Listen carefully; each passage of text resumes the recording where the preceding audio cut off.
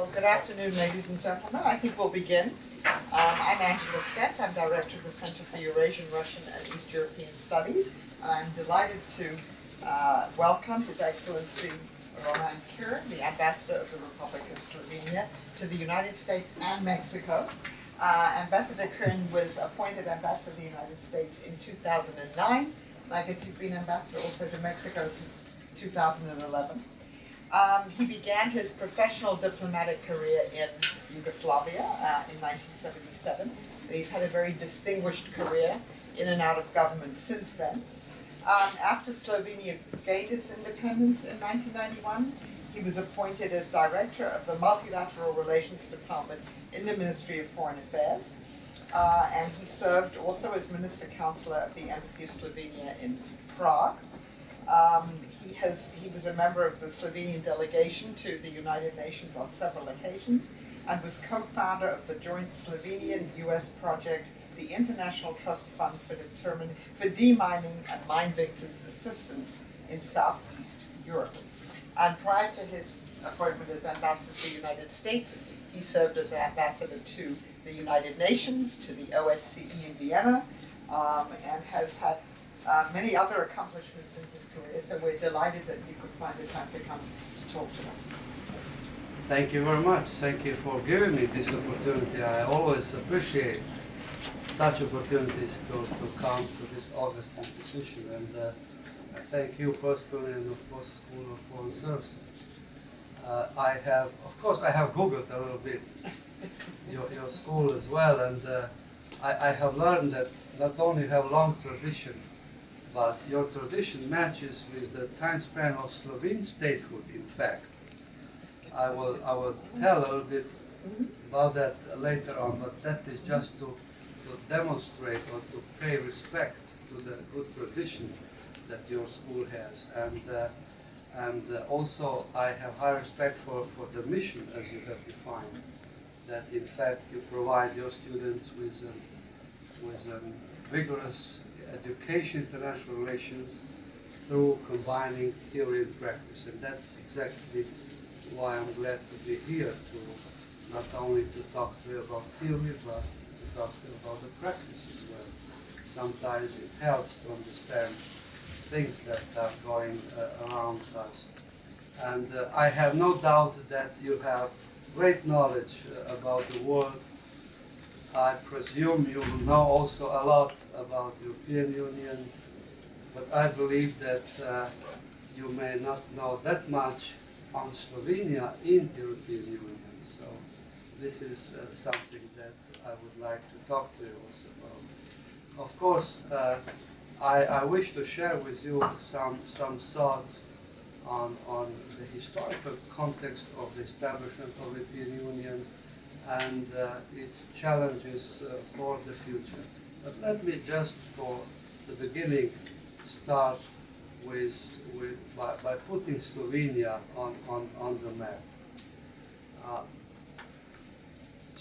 Slovenia is rather young state, 21 years old, and but for many centuries, of course, we do exist, and for many centuries we have been a nation without a state.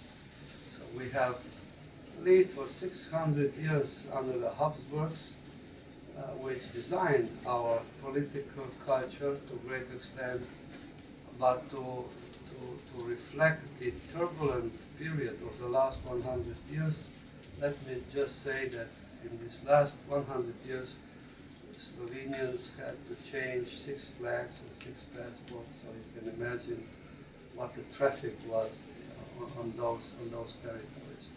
And only at the Spring of Nations in Europe in 1848, Slovenians first developed or worked out its political agenda of united Slovenians. Politically, we have been awakened after the Spring of Nations in Europe have started. Now, one critical point was for Slovene development after the end of the First World War. So before that, Slovenia lived in one multinational society.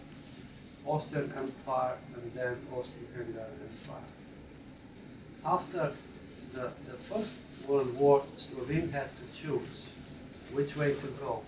Either to stay in this, not anymore empire, because a lot of empires dissolved after the First World War, but to choose basically between Austria and new Slavic entity. And we, at that time, we made a decision to join Slavic entity. That was one good reason for that. Although it was not an easy decision. And the reason behind was that we wanted to preserve our identity. We wanted to start building about our statehood.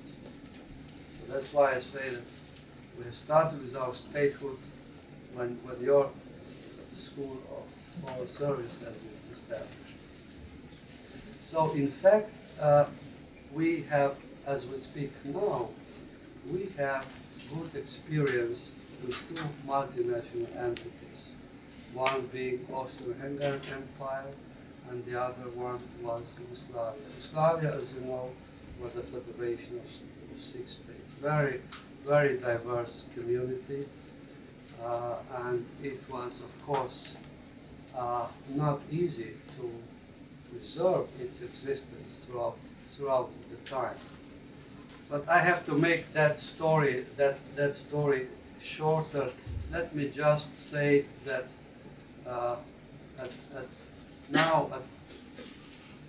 in the 80s, we tried hard to bring Yugoslavia along with the developments that we faced with the fall of the Berlin Wall. We wanted to bring Yugoslavia closer to the European Union. We wanted to modernize political Yugoslavia. Unfortunately, we failed. We failed in that. So we have opted for our independence. But again, we didn't proclaim our independence to grow in isolation. We opted for European Union even before our independence. And while doing so, we tried to take the whole Yugoslavia in this direction. As I said, unfortunately, it didn't work. Maybe then, as we see that now, maybe we're in a search for a better multinational entity. Maybe. And EU proved to be the one. Now, this historical context is good to be understood to understand now the problem of identity of Slovenia, because we have so-called split or multiple identity. We are a part of the Western Balkans, we are a part of the Central Europe, we are a part of the Mediterranean. So in our foreign policy, we have to embrace all these identities, and sometimes we still search where the emphasis should be. But this is also good to understand our attitude towards European Union nowadays. And when I say that we have experience with two multinational entities, that is an asset, I would say, of Slovenia that we are bringing into European Union. So why, in fact, one would think, if at the end of the First World War we opted for Yugoslavia, why then now, 20 years ago, we opted for European Union? That's a question that it's worth to search for answers.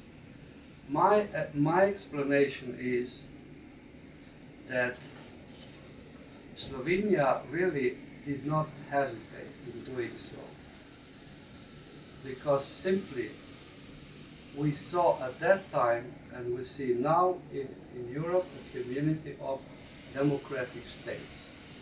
Now when I say that, that means that Europe is safeguarding the best traditions of democracy, of respect of human rights, of the rule of law. So this is the community within which any country that strives for its democratic development can develop its own statehood. So this is the environment that safeguards such a political process. At the same time, through the eyes of a small country, the European Union preserves identity, especially cultural identity of small states, which is critically important for Slovenia as well. Because as a nation of 2 million, our language is our identity, our culture is our identity. And the European Union is constructed in a way that safeguards this identity. While integrating, elevating its integration, it safeguards this identity of its member states. And finally, Europeans, through these democratic instruments, has developed the capacity for diversity management. Now, what I mean by that, if you see, for example, former Yugoslavia as a country of diversity with 6 nations, 3 religions, 4 languages, 2 alphabets. So diversity in this respect. And unfortunately, there was no capacity to manage this diversity. We are sure, we were and we are sure now, that EU has this capacity to manage all these differences that exist among the member states. And this is critical, of course, for our understanding of European Union and its future. Now, let me say now something about European Union. I believe that you have a good knowledge of European Union, the circumstances of its establishment. I would just highlight a few historical circumstances that are important for our understanding of the European Union today and understanding of its potential for the future. With 1,000 years plus of history of Europe, we only have 60 years of European Union. That's really not much. That's why I say we should give credit to the difficulties that European Union is facing, because it only has time, 60 years, to learn about the steps that it has undertaken. But let's understand the logic of the birth of the European Union. Now, with this 1,000 plus years of history, with centuries of wars in the European continent, with 2 devastating wars, First World War and Second World War, that were world wars, of course, Europe suffered extremely. There was unspeakable devastation in the European continent and suffering. So it really took the leadership after the World War, the vision of the leaders to find a way out of that. And Franco-German reconciliation was of critical importance to start to reunite Europe. And for that, of course, support of the United States was also of critical importance. The idea that was born in the United States of Europe whole and free and at peace was the engine of reintegration of Europe. So we had to embark on the political process which would first prevent any new future wars, and then secondly to provide the perspective for European states and nations. So now we could say, with this 60 years of history, that the project of European Union is the best that has the best that has ever happened to Europe. And I would dare to say that European Union project is also the best project of integration nowadays in the world. But while before making our judgments of what European Union is today and with what kind of a problem it is facing with, we have to understand that this is a project in making, that this is a process that we are witnessing. In this process, we face some milestones, but it is still in the process, and the difficulties that we have now could only be described as one critical juncture where where the leaders of the European Union has to make a bold decision how to go forward, because I believe to go backwards is no real alternative. So today I would like to address to you what is the main challenge within the European Union. And while doing so, I want to emphasize that it is not, the challenge is not to preserve the past, but to secure the future. And the major challenge to my mind is how to reconcile two major EU processes. One is further integration, that means deepening of the European Union, and another one is further enlargement, that means expansion of the European Union. These two, to my mind, conflicting processes are taking place in the circumstances of two big problems that EU is faced with now as we speak.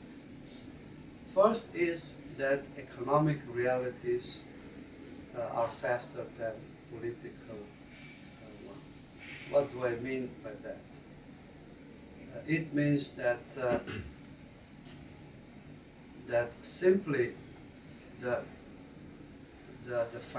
global financial crisis and euro crisis were so overwhelming that political framework that has been established does not fit anymore, and that at the political level we have to do faster, because this economic reality driven by this crisis are pushing us to the edge. So that's why it is more or less a political problem today, not economic or fiscal problem that much, as we speak now. And that in practical terms, that means that monetary union that we have within the EU is not sufficient. We have to go beyond that. We have to go higher from that. And second problem is that the geopolitical realities grows faster around the European Union. That means that the globalization is taking such a speed that EU structures are not sufficient to cope with that. We witness the emergence of new world powers, through the BRICS especially. So there is a real danger that Europe will not be able to cope with that may be marginalized, that cannot be part of these processes that are critical for players as Europe was and should be also in the future. Now, when it comes to the process of further integration, and this is now a critical issue for European Union, which is driven by the current global financial and euro crisis. In 2002, EU adopted a bold decision to introduce euro. And that was the decision that reflected the level of political consensus at that time. And the level of political consensus allowed that decision only to be taken on the halfway. We established, in fact, monetary union. We could not do more at that time. And the financial crisis then demonstrated boldly that this was a half-cooked decision only, which does not fit now the difficulties that the European Union is faced today. What the European Union needs today is greater budget discipline, reform of financial regulation system, stronger coordination of economic policy. In short, what we need is fiscal union. But that requires the change of EU treaties. Now, those who are familiar with the legislative processes within the EU would know what that really means. That is extremely difficult. That requires a consensus of all 27 member states. And that would basically mean that national states, don't forget, European Union is still a community of national states. Any idea of introducing economic union, fiscal union, that would require member states to give up with their fiscal sovereignty. And that's the last, island of sovereignty that member states wants to maintain. That's why this process, which also in the United States sometimes is underestimated or not understood properly, is so demanding.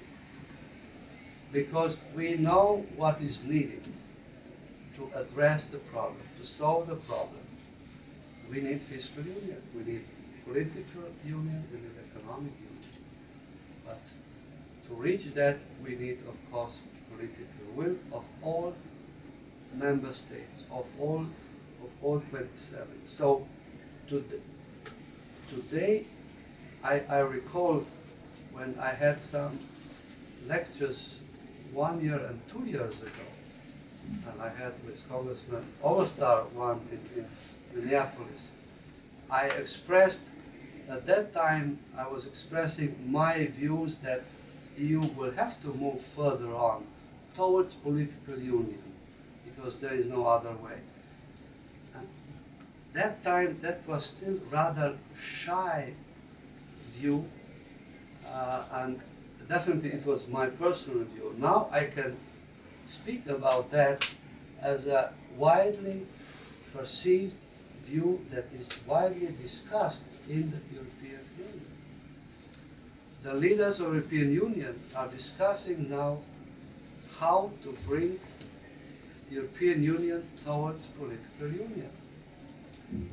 Because this is the challenge that European Union is facing now. Not to go backwards, but how to build up on institutions that will enable European Union to cope with the problem that it faces. Simply, the institutional framework does not fit anymore.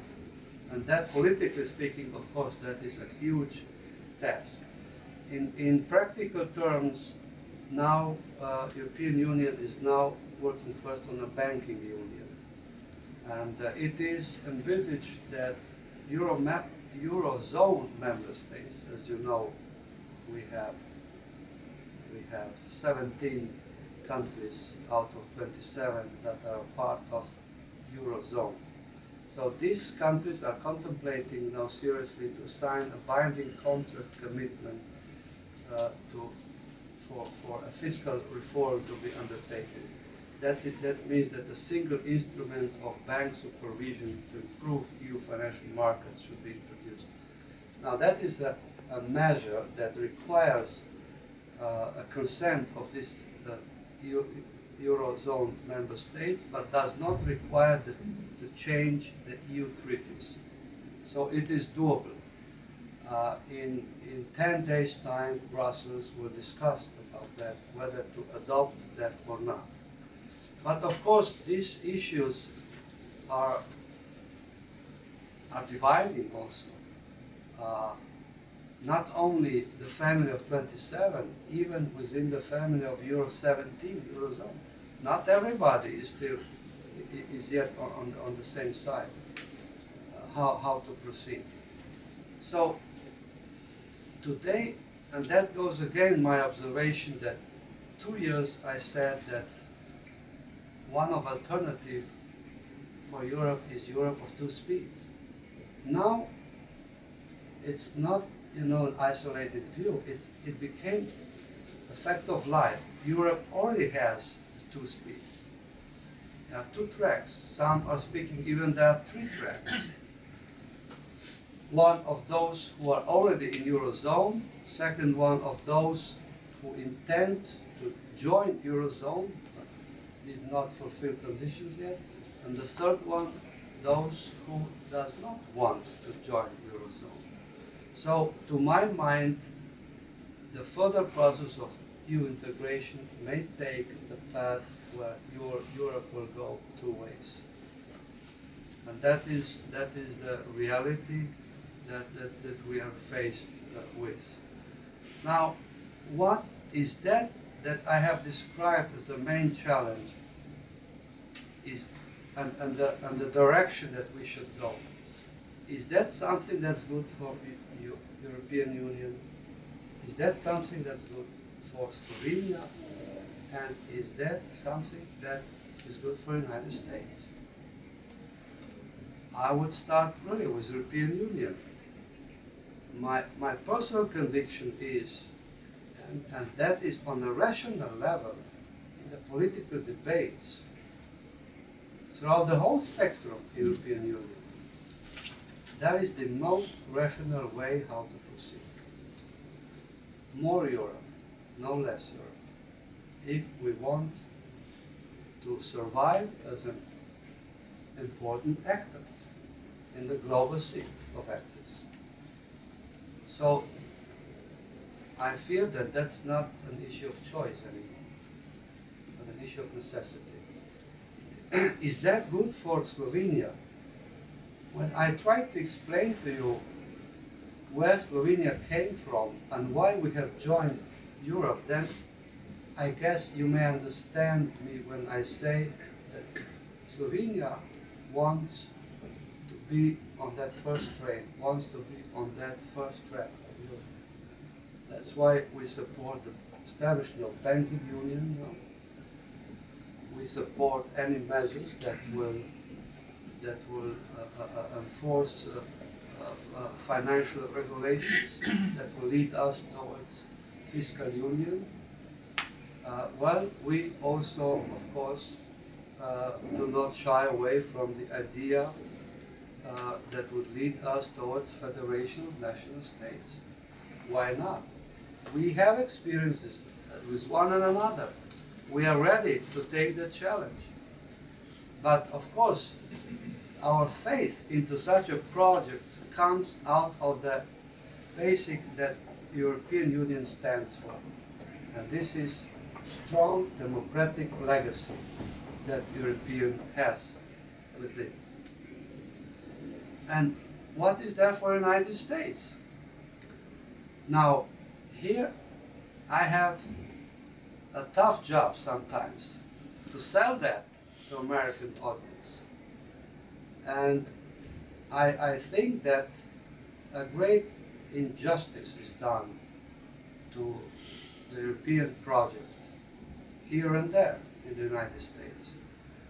The United States has a lot at stake also for Europe to further grow, to really to become free and whole and at peace.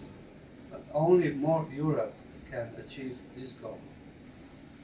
Let alone, of course, mere economic dimension of our European-American cooperation, which amounts together with services close to $1 trillion.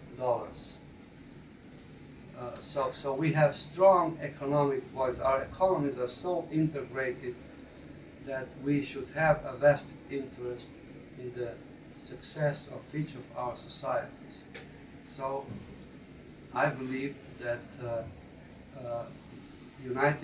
it is in the United States that we are successful in further building the house of the European Union, and within that we also succeed in not only preserving euro, because I have personally no fears that euro will be preserved, but in a strong euro, because that means that behind is a strong economy, and that is again in our mutual interest.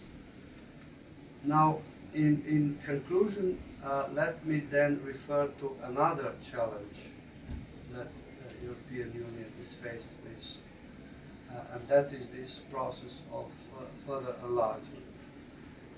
As you know, European Union was growing in waves, was expanding in waves. And until 2004, this expansion was taking place only within the western part of the European Union. Or as Ramsfeld would say, it was an old Europe. I hate to use that term, but to have understanding of the Big Bang enlargement that happened in 2004 and 2007, where altogether 12 new states became EU member states. This means this was not really a big bang in let's say in journalistic terms, but that was a huge change for European Union, because that was a true attempt to reunite European Union. What did this enlargement brought to European Union? Well, in terms of statistics, it increased EU membership by 80%. It increased its population for 27%, and it increased its economic output for 5.5%. Now, here you see that there was a great disparity in the economic, the level of economic development, and this is something that has an effect even nowadays, after all these years for these countries to be integrated. The disparity in the level of economic development, the differences among old and new member states are still hunting us, European Union at large. I would dare to say that European Union did not digest yet this big enlargement, and that is also maybe one argument to understand the level of hesitation or enlargement fatigue, as we say, that we face nowadays. Generally speaking, there is not much will nowadays within the European Union for further enlargement.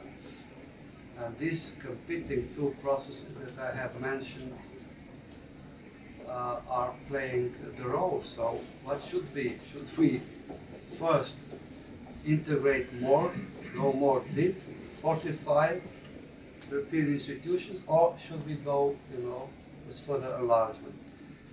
I fear that Croatia will really be for a while the last country to join the European Union, and then that we'll have to see how we should deal with these with these processes that we witness today, and how its member states will be then open-minded again for enlargement. Now, Slovenia here again is taking the view that we should definitely keep the perspective of the further EU enlargement open, because that is a strong incentive for reforms, and for stability.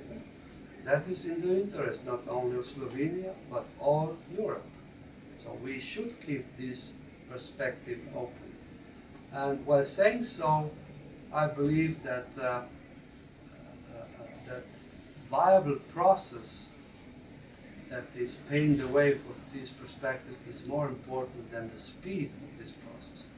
Obviously, the speed will not be the one that we have witnessed in the past.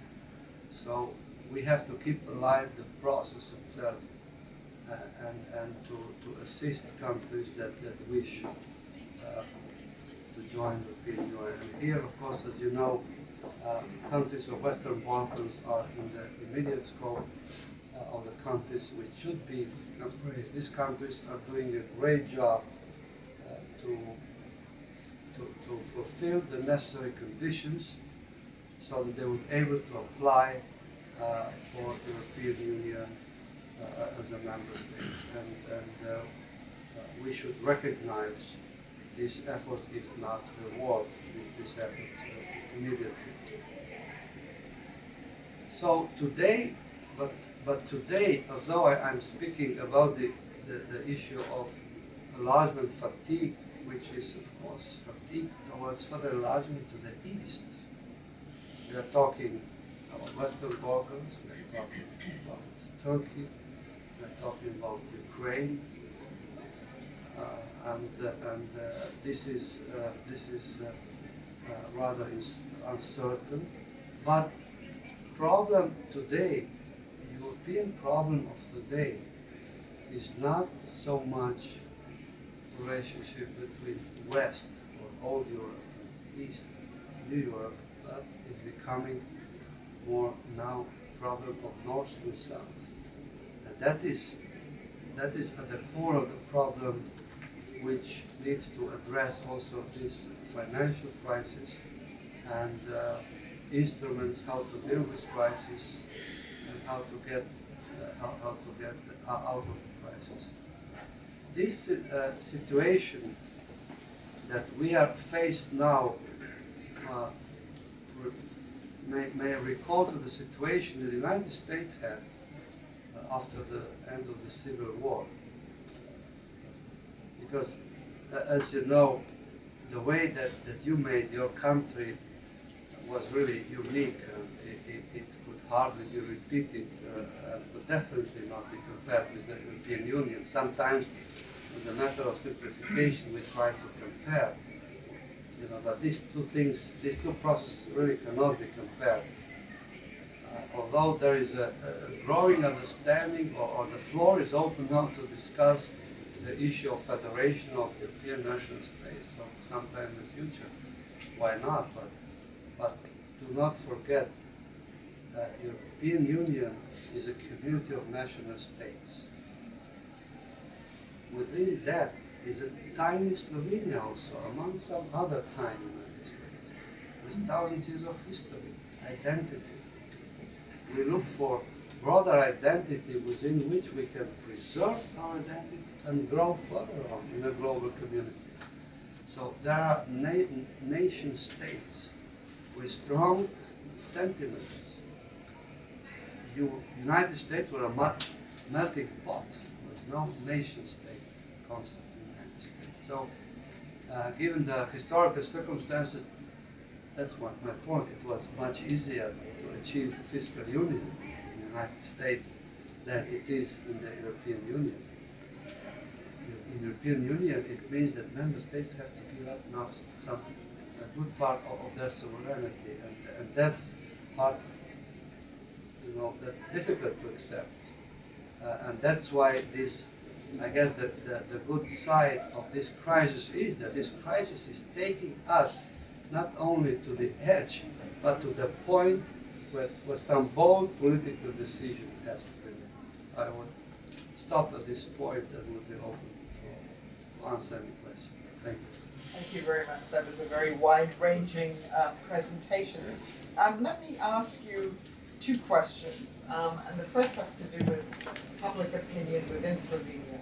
As you know, in a number of old European members of the European Union, and particularly Germany and countries like that, there's an increasing questioning of the value of the European Union and why, richer countries and with a better work ethic, let's say, should be subsidizing profligate countries. I won't mention any names. And there's questioning about, in some Central European countries, about whether it was wise to join the European Union. So I was just wondering what public opinion in Slovenia, what's their attitude now towards the European Union and whether it's still more or less supported there. That's the first one. And then on enlargement, I mean, you talked about enlargement fatigue. Surely the issue is that people look at the latest members, Romania and Bulgaria, and they question whether it was right to admit them to the European Union, and what it seems to have brought the European Union is corruption and a lot of other issues. And then you have countries like Hungary that have, joined earlier and have obviously gone back from what appeared to be a much more democratic path. In other words, their domestic values and the way that they run the countries are really out of sync with what the European Union was, the values that it was initially created to foster. So I wonder how you think that putting that all together, obviously there is enlargement fatigue, but how do you then go on providing hope and incentives for countries who would like to join Serbia maybe, while dealing with what appears to be real backsliding on the part of some countries who are already in the European Union? So the public opinion and then the On first question, it is interesting to know that in spite of severe economic difficulties that did not bypass Slovenia, Slovenes are not on the streets to blame European Union for that. Maybe that's the reason when I said that we have lived for 600 years under Habsburgs, that we have attained this Protestant work ethic where we first blame ourselves, for this doing. So, and our basic guideline is that, of course, we can spend only what we create. That helps to understand why we are so staunch supporter of the further EU integration. And that means, of course, that we should adopt the rules that we have to comply with. The problem with the European Union was now that not everybody complied with the rules. But we should not forget one thing, that it is important also for Slovenia. One of the ingredients of the European Union is solidarity. And that is, the sacred principle. Some in the United States would argue that this is not the right ingredient, but I don't argue with that. This is what it is ingredient in the European Union. And that helps in situations as it is now with these austerity measures, that we rely upon also on the solidarity. But of course, solidarity does not mean that you are simply giving away money without any guarantees how you should spend it and how you will earn this money also in the future. So Slovenia, in Slovenian public opinion, is very much in favor of all these measures that are planned within the European Union. If we blame somebody for misdoings, of course we blame our own government, because I think that's the first call of criticism. When it comes to further enlargement, it is, yes, the view that maybe Bulgaria and Romania were admitted too fast.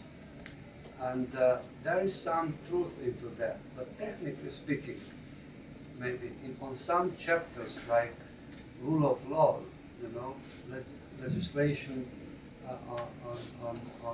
on this area was not passed 100% before they were fully admitted. And that is also then now the source of some concerns and some hesitation how we should do that now in the future. Because what EU process is interesting in, and the case of Croatia showed that, the more the country is involved in this accession process, the more the country not only changes its institutions to become more compatible to the European Union, but it changes internally in perception in perception what is good not only for the European Union but for themselves. So through changing institutions, they are changing a set of mind that is more compatible with the general European culture. And that is the true value of this process of EU integration. So yes, maybe at the final stage, because that was some political driven decision, Bulgaria and Romania went too fast at the final stage of integration. But it's interesting observation that you have made now about Hungary. I suspect what you mean by that, but that is again one possible example to answer the question why countries joined the European Union and why also Slovenia joined the European Union. Because when we say that the European Union is a community of democratic states, it not only preserves the best framework to build these democratic institutions in this country, but also to preserve the existing level of democracy in these countries. Because you cannot be in isolation. Once you're in the family of the European Union, that means even if the political discourse in one of the member states would depart from the general European context, you know, it's not sustainable. You have to bring this back to the European understanding of democracy. So it is self-corrective process then that I think has effect on all countries in the European Union, including Hungary and many other countries. Now, when it comes to further enlargement, as I said, the process is even more important than speed, and I really think in Slovenia we hope that this process will stay open, because the countries in the region are doing a great job.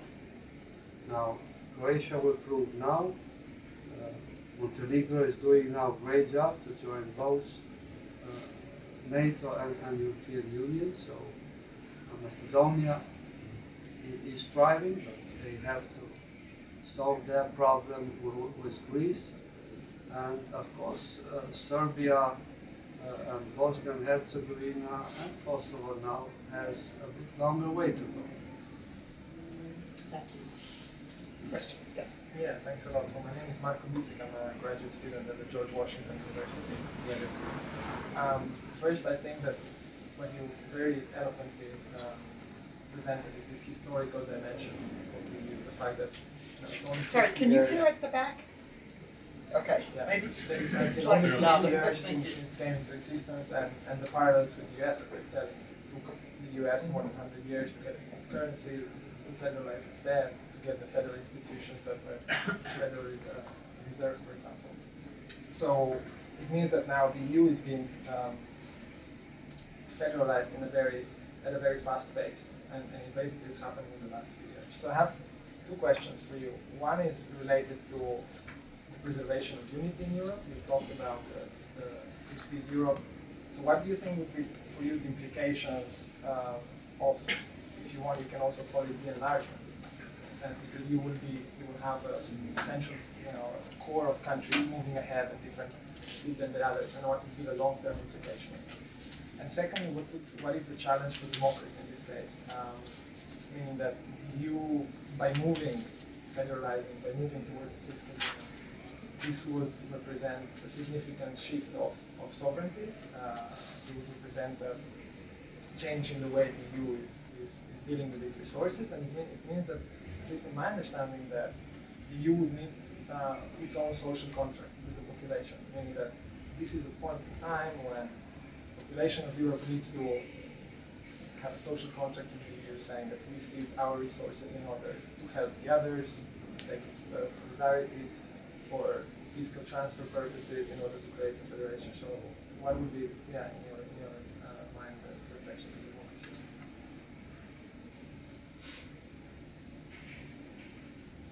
Well, first of all, obviously that this is so controversial issue that we are far from getting on the same level of understanding of the way forward. Because these are legitimate questions. Nobody has answers now. What will be in the future if we embark on the road of further European integration? Nobody is sure. Everybody fears for its independence, its sovereignty, because sovereignty of member states is something so strongly embedded in their history that one should not underestimate any step of further integration. The best, of course, social contract is needed. That's widely discussed. You cannot, just introduce a new contract or enforce it. That needs to stand. Also, at the national level, any measure that you are serious measure that you are undertaking, you need the support of the social partners from all sides. So embarking on the level of the European Union, you need the consent of all member states. But now, EU has made some decisions, some steps that serve as the best ingredient for this path to be continued. Do not forget, with Lisbon Treaty, in fact, we have established some infrastructure or circumstances within which we can build the European Union further on. Take, for example, the role of the European Parliament. With Lisbon Treaty, the role of the European Parliament has been strengthened, but not in real life as much as it is in the treaty, perceived in the treaty. But the treaty enables really to further develop or strengthen the role of the European Parliament. That means that, in practical terms, that means that all these critical issues, that debate on these critical issues has to shift in Brussels, where all national representatives are there. Of course, the debates in national parliaments will never phase out. This is a part of that. But we need to focus more on a search for political compromise within the European Parliament. This is the safeguarding institution for European democracy. This is the place where all further steps of integration should be safeguarded, because member states they have to be certain enough that their identity, that their rights will not be affected with this further integration. But of course, if you move on this path, you have to give up some of its sovereignty. It's simply no other way. But again, as a matter of simplification, if you would think of the United States, I don't think that the federal states have some substantive difficulties now to live with the federal government, with the way as it is. So this is now so new, so challenging, that is raising more questions and fears, because we do not have experience yet. And that's why I said, unfortunately, that economic realities now are moving too fast, because political ones are on a slower track. And that's a problem. Because we are pushed now to do faster. But in the politics, as Congressman Overstar knows, you can't go faster than then the whole composition allows that. So you have to preserve the democratic nature of this process. But even with preserving of democratic nature of this process, obviously that we may be progressing further on with two speeds. That is something that is reality. Some countries are willing now to move faster, and in fact, the establishment of Euro was a sign of, was recognition of these differences. The introduction of Schengen system also. Schengen system allows you to travel without any obstacles in the territory of the Union, and not all countries could join Schengen system at the beginning. So this different level of progress among EU member states is, to my mind, something that we have to take it for granted now. I'm Slovenian from Kosovo, and I've got a straight question. Will Slovenia join the 5 Eurozone states that are already in the sovereign crisis? What do you think about this? And how do you think would this affect the economies of the potential candidates and also candidates in the Western Balkans?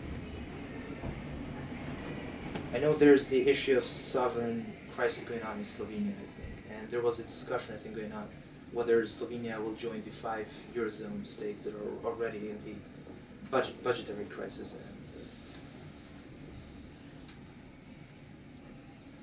Well, potentially all 17 Eurozone member states are candidates for that.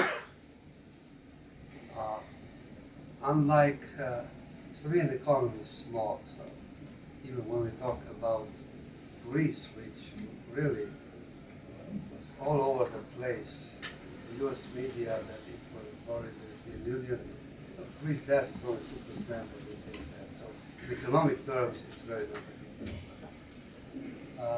Slovenia was mentioned here and there also in the American papers that we could ask for a bailout. But we are not in that position because our financial system is not in that bad shape. What it takes, of course, from us also are some bold decisions. And we are still in a search for political consensus within Slovenia to embark on this decision. Some of these decisions have been taken already in the parliament last week. Two main are remaining, and one is pension reform, and one is labor reform. Out of 5 measures. And all these measures are to convince the foreign investors of the political will in Slovenia to cope with these difficulties so that we would not need to ask for any bailout. So as it stands, we are not at that point. But let me say, even, European Union has instruments for bailout. It's nothing, such shameful or sacred not to use this instrument for bailout if needed. But it is like, you would take credit with quite tough conditions. So why would you take it unless you really need it? So European Union, with its central bank, has capacity to deal with it. And let me be frank with you, European Central Bank has the capacity for bailout of all countries that are difficult now, because behind is a strong European economy. But the point is not in that capacity alone. The point is, what purpose does it serve? Are we addressing the problem, the structural problem, or we are just addressing the budget problem? ECB does not want to address the budget problem. So, to give you money to balance your budget and that you can continue to spend. We have structural problems. And ECP will be able to release its own resources where political agreement will be achieved, that we do that under some very clear conditions. Yes, at the back. Thank you. My name is Magdalena Lewinska. I'm a visiting fellow at CERES at Johns Hopkins. And I'm European as well, so I know very well what you mean by saying that you have a hard time selling the European project to American colleagues, because I do as well. And I'm wondering what you say, what do you say to all the critics that say that the European Union is too busy with its internal problems at the moment to be playing any role on an international stage?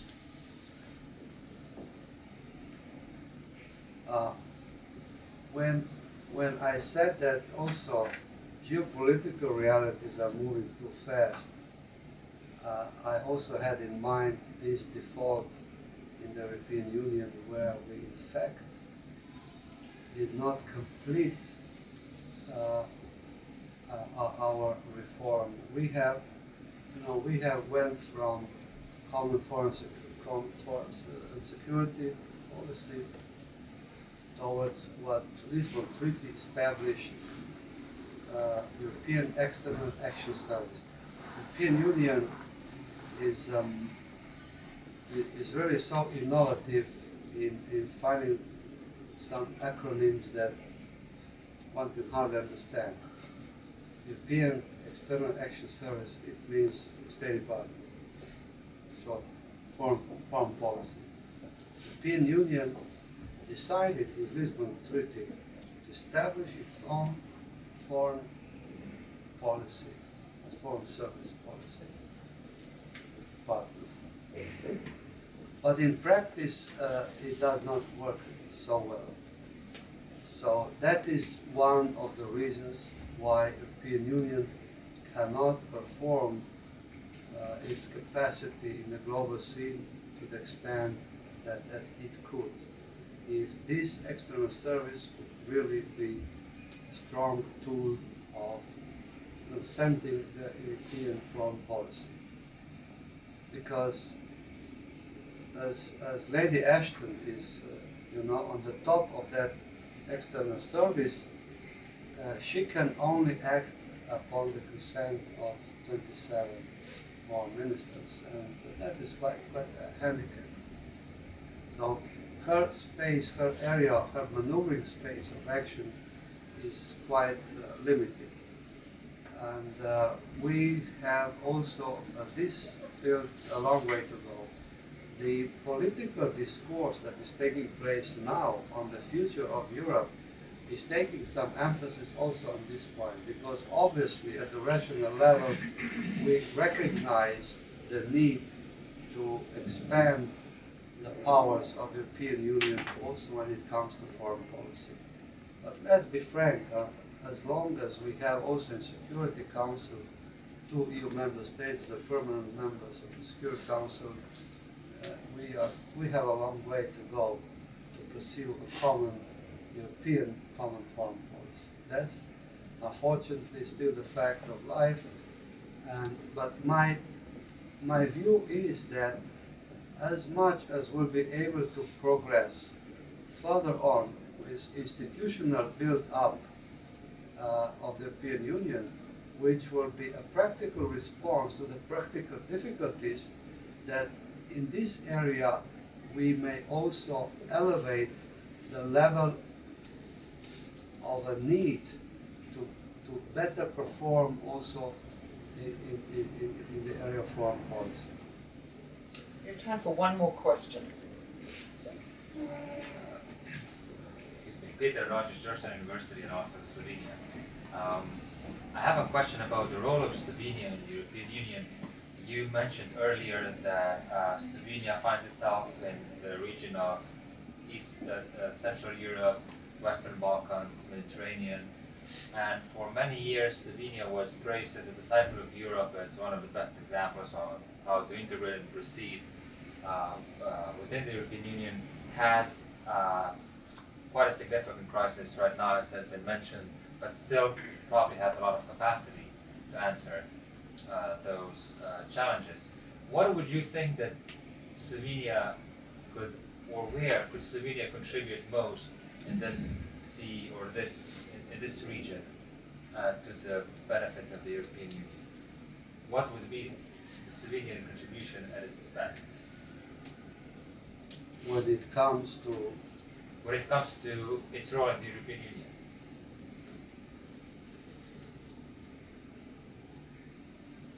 Well,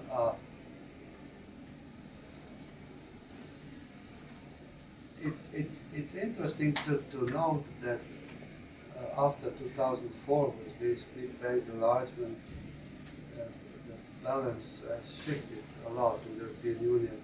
But interesting to know that there are no new alliances created within that.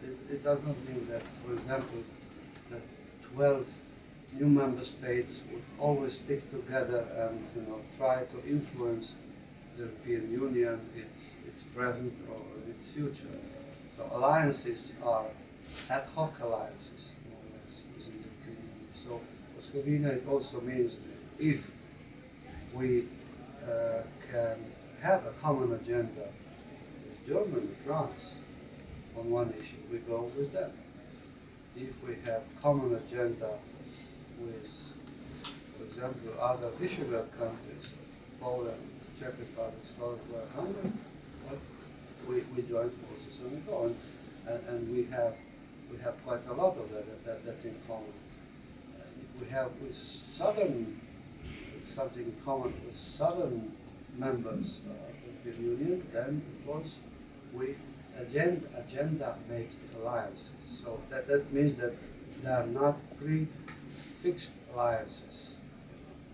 And Slovenia is there in a position, as I said, which strongly favors further EU integration.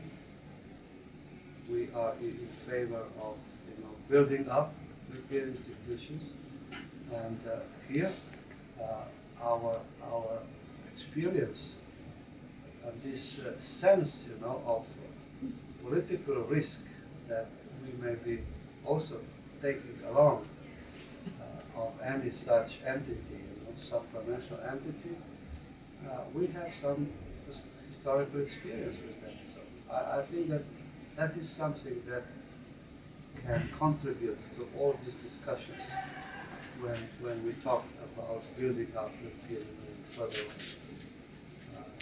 And that is, on a general level, that's quite a consensual position to view in Slovenia, that is something that Slovenia can contribute.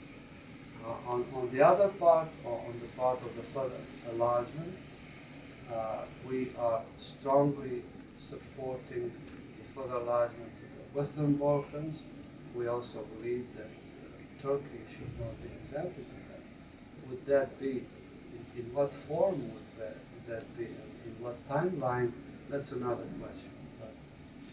But if Europe is to build bridges, if Europe is to be one of the world players, then definitely it should not put aside any legitimate quest of Turkey to become EU member.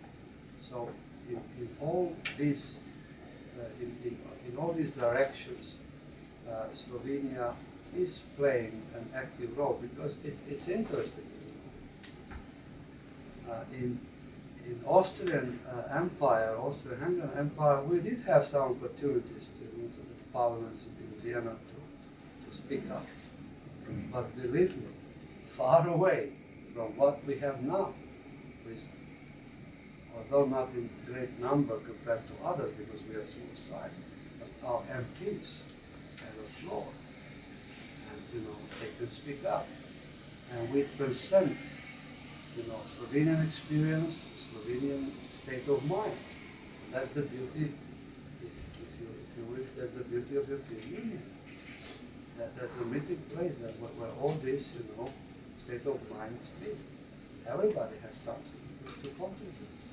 And I think that new countries from Central East Europe, they really have enriched all these debates in the European Union. This is something that for Europe, or at least Western Europe, is rather new. It's still new. Not everybody fully embraced this wide scope of use now. But that's new reality, and that's the way how we build the European Union. And that's the beauty of this process of enlargement. We have found that we can contribute to that. Right, that we can end on a positive note. Please join me in thanking our